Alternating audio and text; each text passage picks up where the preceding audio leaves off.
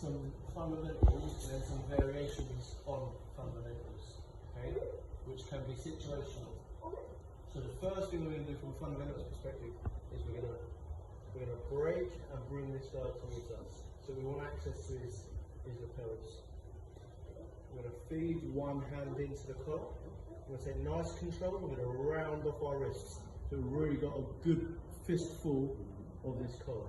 We're then going to drop our thumb in behind, pull, loop round, and rise and choke at the same time. Okay, so start with our hands on us. We want access to his neck.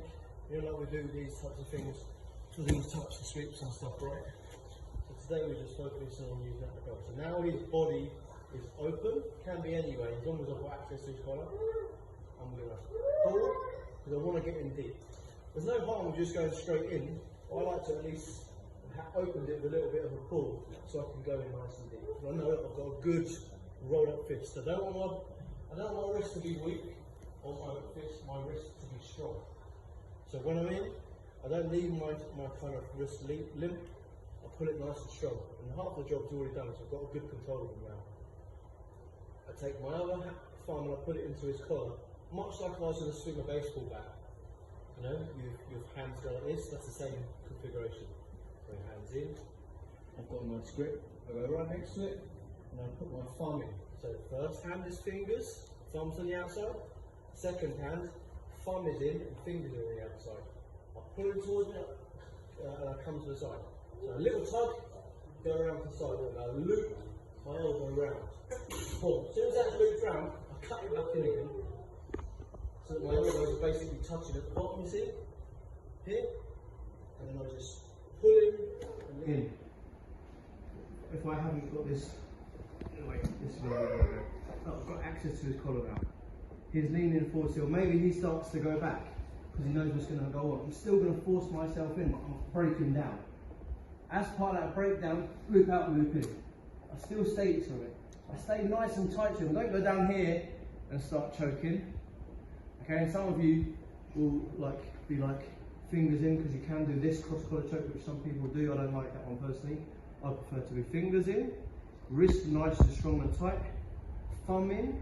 I cut an angle, I can loop round. I don't care, I can even be across his face, you know, quite frankly, because my choke is going to be on the bottom hand. That's what's going to choke or a strangle. That's what's going to be cutting off his blood. And this bit's important. I stay as close as I can, I use my core strength, I pull him in, and I work on making that gap as small as possible. This is not now going to be dramatically or drastically different to what we've just done. The purpose of today is understanding that you can get the same submission from multiple points of contact. Okay, so what we've just done essentially is, you know, cross collar choke from this kind of baseball bat grip, swim out and come forward, right? That's what we've just done. But let's just say for whatever reason, you know, his gi's like round over here, or, you know, like sometimes it's not all perfect. Yeah? So we're going to look at an alternate. Or every time I go for this, he puts two hands on and he breaks it off. And I'm thinking, oh shit, you know, okay, I need the alternative. So we're going to do something similar. He's going to start with his hands on. I'm going to still break in. I'm going to bring him close to me. I'm going to pull out his lapel and just pass his lapel up. Then let him go again. The reason I let him go again is because it allows me to then change grips. I'm doing the same grip now. I take my thumb closest to his head and just grab hold. I go next to it, I grab inside the lapel, I pull in, swing around the outside and do the same sit up. It's just we're using a different mechanism to get our finish. And that's what we've got to do. We've got to learn about the same submission from different, you know, setups and entry points. So again, in, maybe we've pulled his lapel out already. In, open him up, sit up, pull him in, pass the lapel across. That's the first point. Now when I put him across, I don't want to hold him down here for too long. Okay? But I want to hold him long enough that he wants to push me away. Great. When he pushes me away, that's what gives me the opportunity to come in and pass it across. Okay? Now if you notice this time, I've accidentally gone too deep. So I need to readjust. Now I can either readjust by just loosening off my grip, Or the way I take the submission will be different. I'll just root shoulder, grab, and then still do the same thing where I loop out, loop in, and catch my submission by grabbing up onto the shoulder. Yeah? If I took it the same distance as last time, I could go in side by side here. I can do the same thing. Right, pull, loop, cut round. I want to end up close to him, and every time I haven't got this flipping shadow puppet duck grip. Because some of you have a habit of just going in and thinking you can grab, and trust me, you get your fingers busted, and you ain't got good enough grip anyway. So when you have a grip, make sure that your wrists, you have a full fist and your wrist stays strong. Not weak, strong, turned in. Grab inside the collar, loop, choke. My wrist is strong on both sides, it will come on quickly. Do the sit up, pull them in. Okay? We're still from guards, and we're still talking about submissions from here, and I'm still talking about alternative setups and alternative entry points into these submissions. Okay, so it's still all about alternatives today. That's what I want in the mind. It's not necessarily about what we're doing.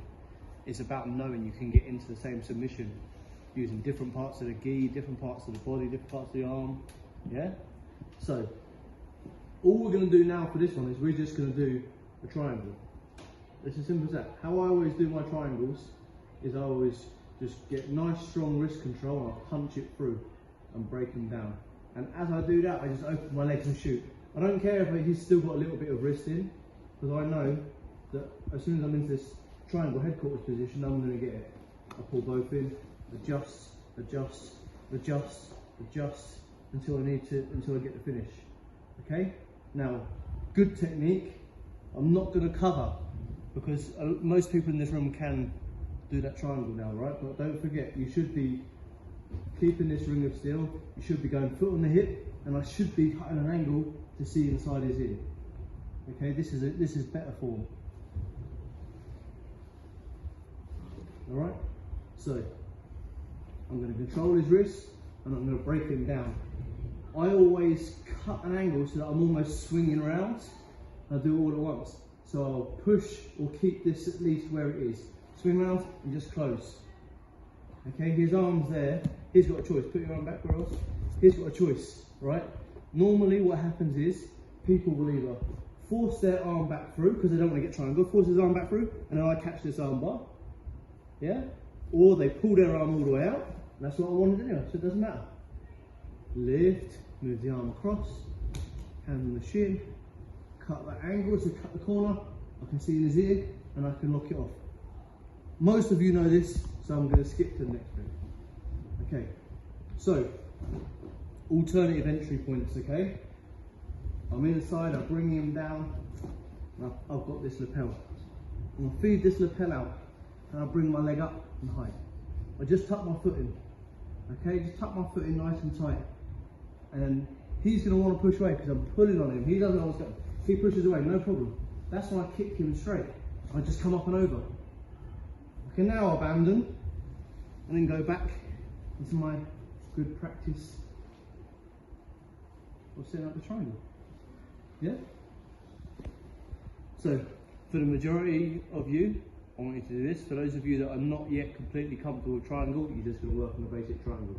For those of you that are working on the basic triangle, you're going to break your posture, control the wrist. If you can, shove it away. Open your legs, swing it out and close. You want to close it with your feet crossed. I'm going to lift my hips, lift the arm, pull it across, bringing him back down with my legs straight away. Making sure I've gone 2 on 1. At no point am I open. I've always got something complete in my ring of steel.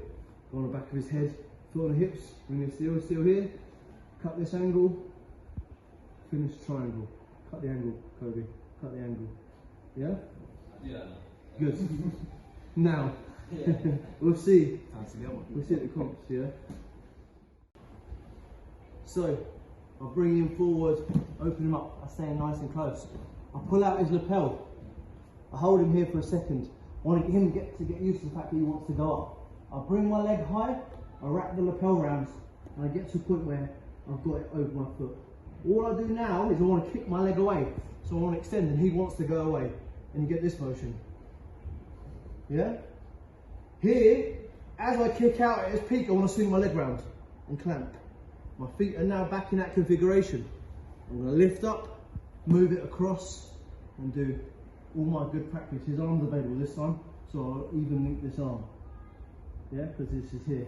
First option, boom. Second option, boom. All good? Hands up, 1, 2, 3.